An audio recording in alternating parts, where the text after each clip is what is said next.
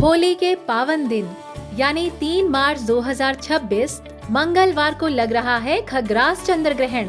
आइए जानते हैं इस दौरान क्या करें और क्या बिल्कुल ना करें।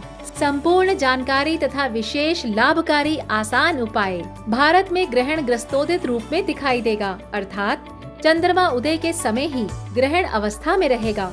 ये चंद्र ग्रहण भारत के अलावा पूर्वी यूरोप, एशिया, ऑस्ट्रेलिया, उत्तरी व दक्षिणी अमेरिका, अटलांटिक, प्रशांत तथा अंटार्कटिका के अनेक क्षेत्रों में दिखाई देगा। जिन स्थानों में ग्रहण दिखेगा वहां ग्रहण संबंधित नियमों का पालन शास्त्रीय रूप से आवश्यक है। पहले जानते हैं भूमंडल में ग्रहण का समय।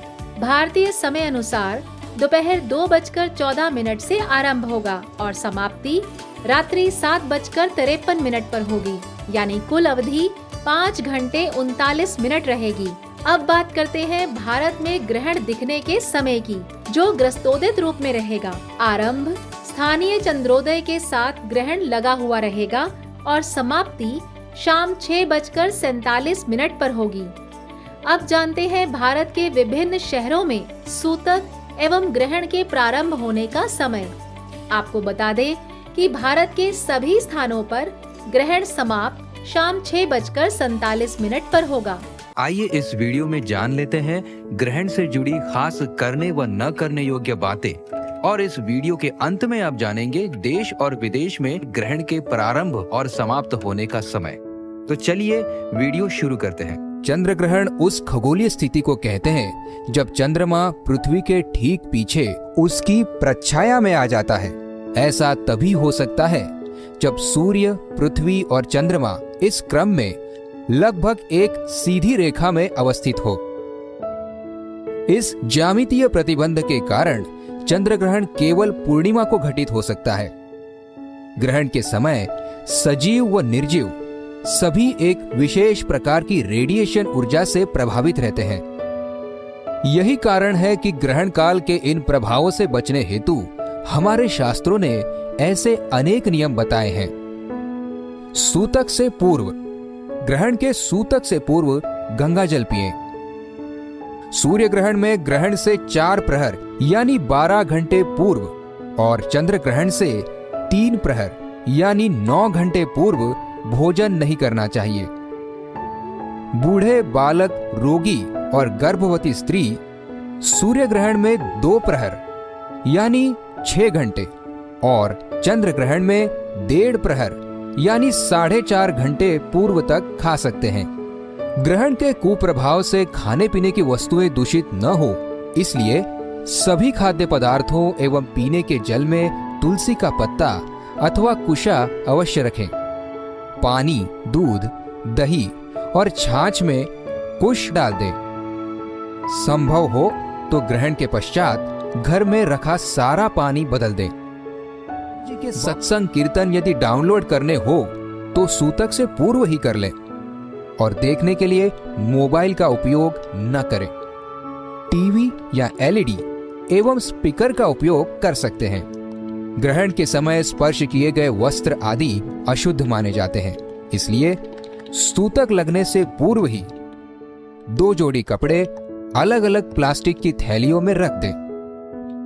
इस प्रकार एक जोड़ी कपड़े ग्रहण से आधे घंटे पूर्व स्नान के समय एवं दूसरी थैली के कपड़े ग्रहण के पश्चात स्नान के बाद धारण करने हैं।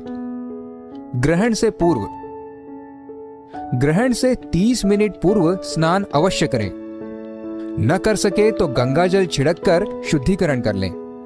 ग्रहण काल प्रारंभ होने के पूर्व घर के ईशान कोण में गाय के घी का 4 बाती वाला दीपक प्रज्वलित करें एवं घर के हर कमरे में कपूर का धूप कर दें। ग्रहण के दौरान हंसी मजाक, नाच गाना, ठिठोली न करें, क्योंकि ग्रहण काल उस देवता के लिए संकट का काल है। उस समय वो ग्रह पीड़ा में होता है, इसलिए इस काल में उस देवता का मंत्र करें। ऐसा करने से उन्हें बल मिलता है और उनका आशीर्वाद प्राप्त होता है।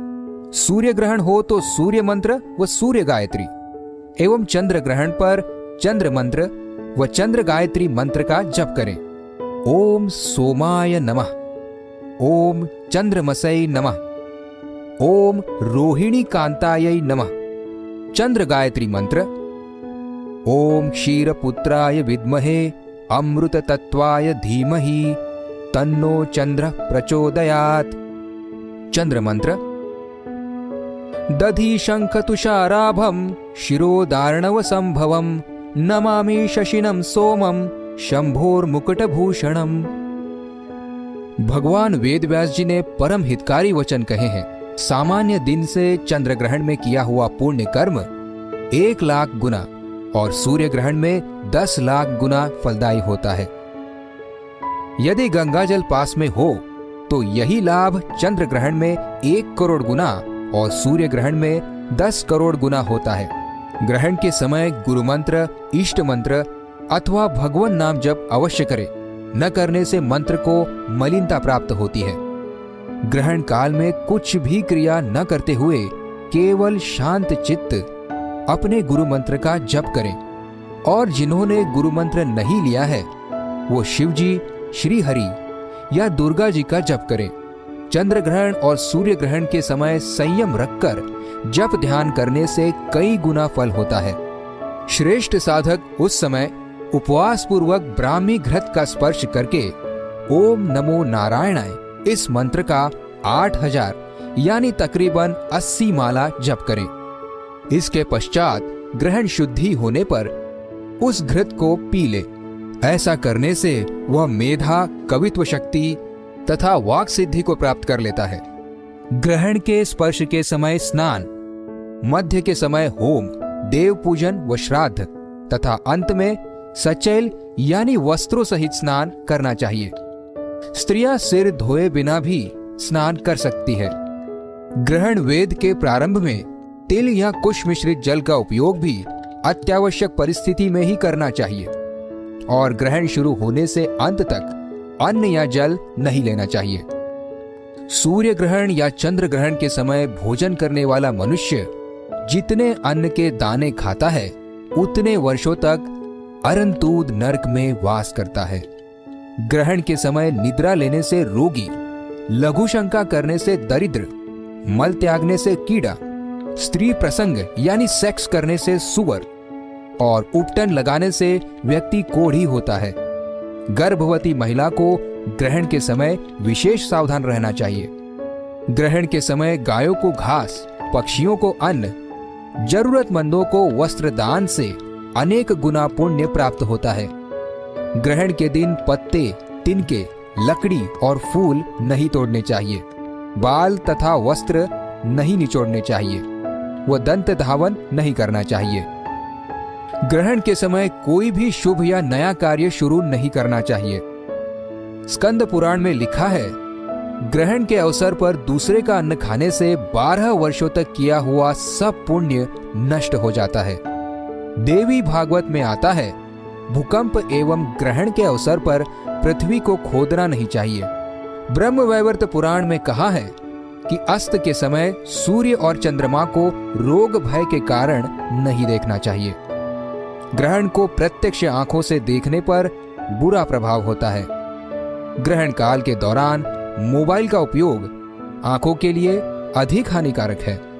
ग्रहण के पश्चात ग्रहण काल में स्पर्श किए हुए वस्त्र आदि की शुद्धि हेतु बाद में उसे धो देना चाहिए तथा स्वयं भी वस्त्र सहित स्नान करना चाहिए। आसन, गौमुखी व मंदिर में बिछा हुआ कपड़ा भी धो दें और दूषित औरा के शुद्धिकरण हेतु गौमूत्र या गंगा जल का छिड़काव पूरे घर में कर दें। ग्रहण के स्नान में कोई मंत्र नहीं बोलना चाहिए।